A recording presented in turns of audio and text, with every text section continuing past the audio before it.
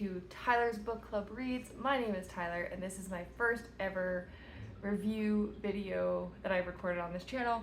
We are going to be going through the books that I read in May, which this is more books than I've read in years. I was heavily influenced. I've been watching a lot of Georgia Richards, Sophie Jane, and Rachel Catherine. They are Australian YouTubers and they are very into books. They have their own book club and they promote reading on all of their YouTube videos, and it got me really interested, and I thought, you know what, I'm gonna pick up a couple of books and see what I like, because I've been kind of very stuck in one genre for a very long time.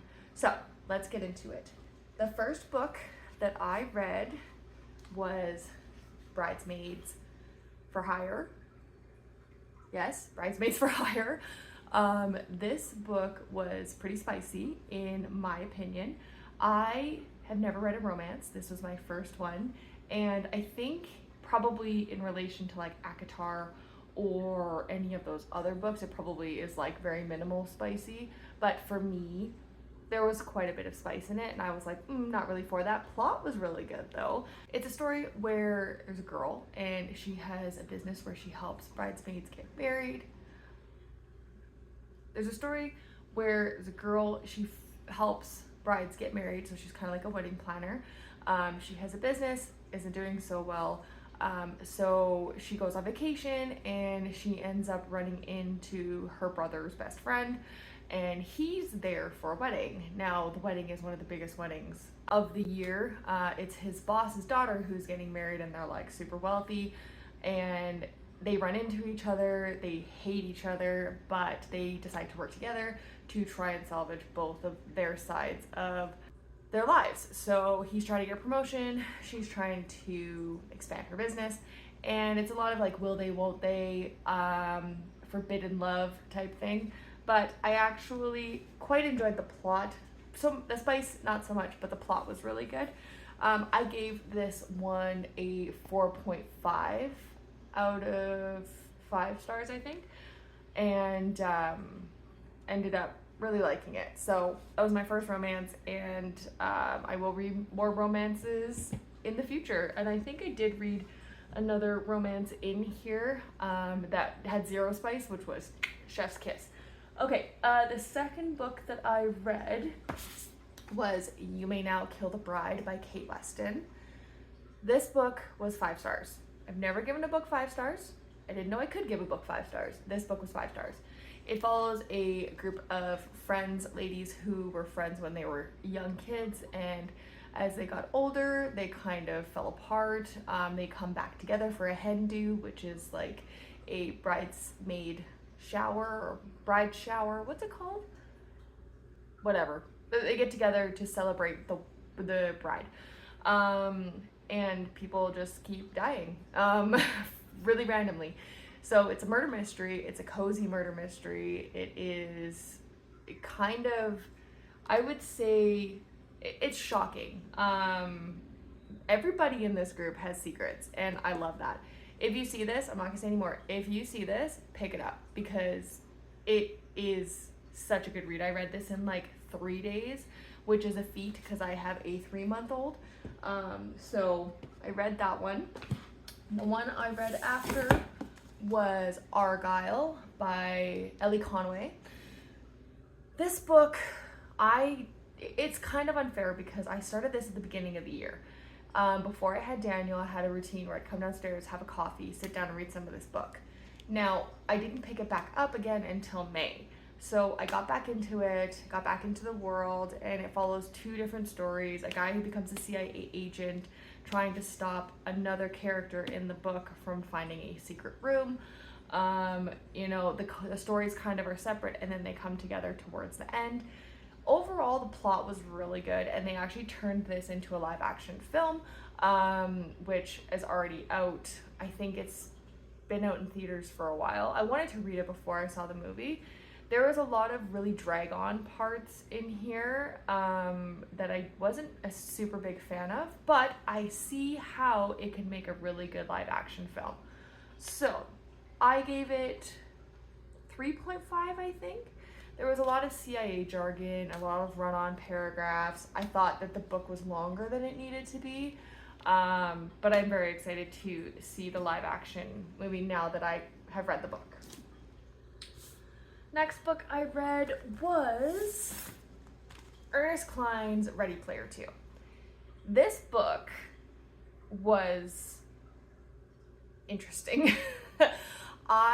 For the longest time, Ernest Cline has been my favorite author. He wrote Ready Player 1, he wrote Ready Player 2, and he wrote Armada, and then he has another book that he's written.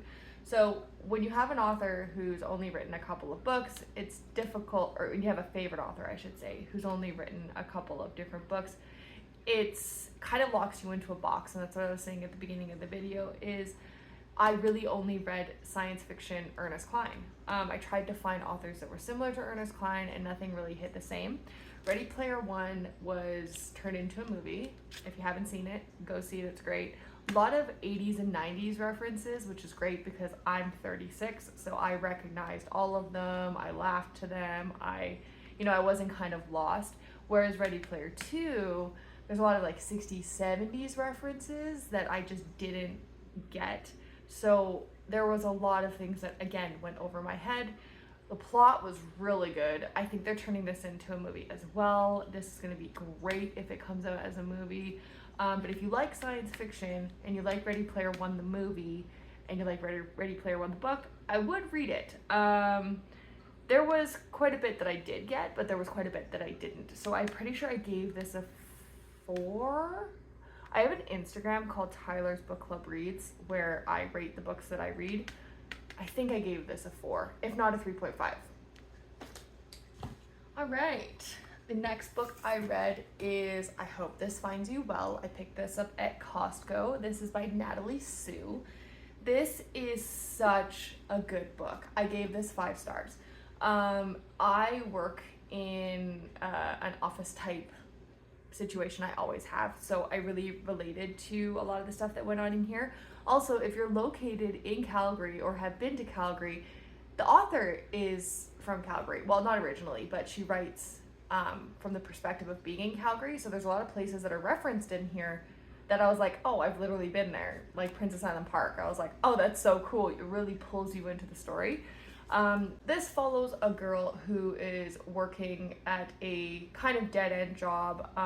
She doesn't really talk to anybody. She's very secluded to herself.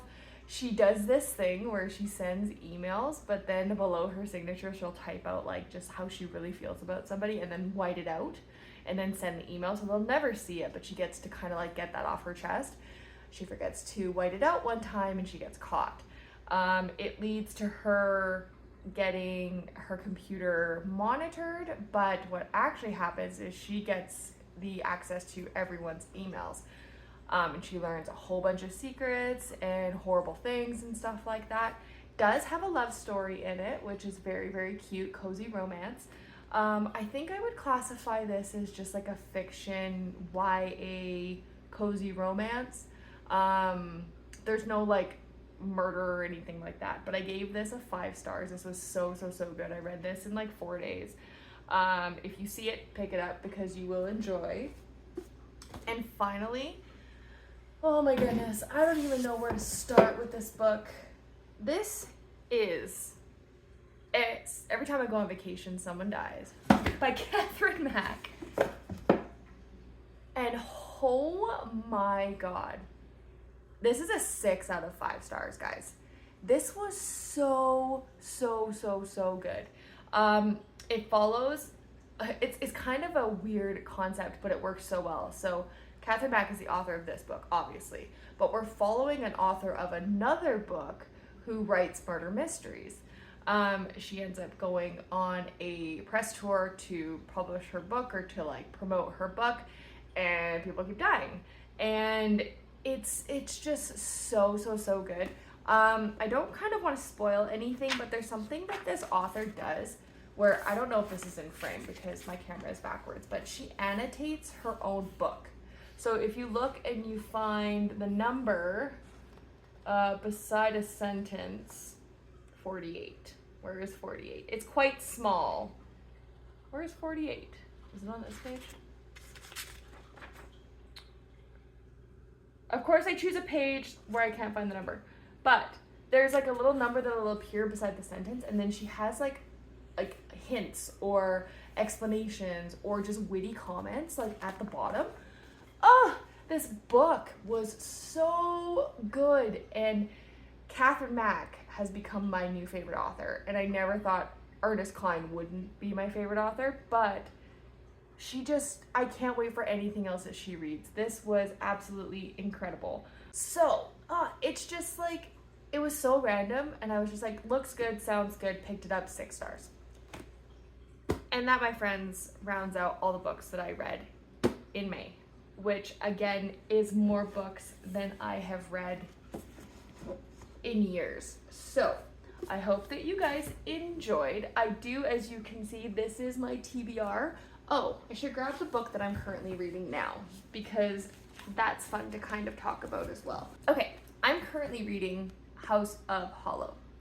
I started this on my Kindle. So I started on my Kindle, and then I was like, I want a physical copy. So I went out and bought a physical copy. Also bought books while I bought this physical copy. And then I started using a generator, like a wheel generator, to decide what I read next. And this didn't pop up until now. So House of Hollow. So far, I am on chapter 8. And it is very different to anything that I've ever read. I think that this is a YA magic thriller. It's kind of bizarre, but also gripping at the same time. It follows 3 sisters who at a very young age were kidnapped, but they returned a month later completely unharmed except for like a stitch of a moon in their chest, like right between their collarbones. They're very ethereal looking, like they all have white hair and like black eyes, or maybe that's just one of the sisters. I'm only 8 chapters in. So far I'm a little confused. I'm very curious, and I'm like kind of creeped out, but like in a good way. So this is going to be an actual June read, which will be in my June recap. But so far, 8 chapters in, I am actually really enjoying it, and I'll probably finish it hopefully in the next couple of days. And now that wraps up all of the books that I have read. I hope that you guys enjoyed it. Sorry if I'm a little awkward on camera. I'm not used to being face on camera. Thanks so much for tuning in.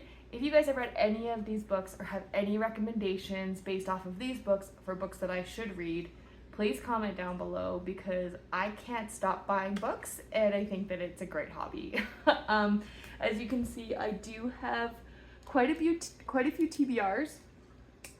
They're all going to be in the generator, and I will choose them as I finish books. But yeah, I don't mind adding to this, so comment down below. Thanks so much for tuning in. I don't know, it sounded like a radio station. Thanks so much for watching, guys. I hope that you enjoyed. Have a good day. Bye.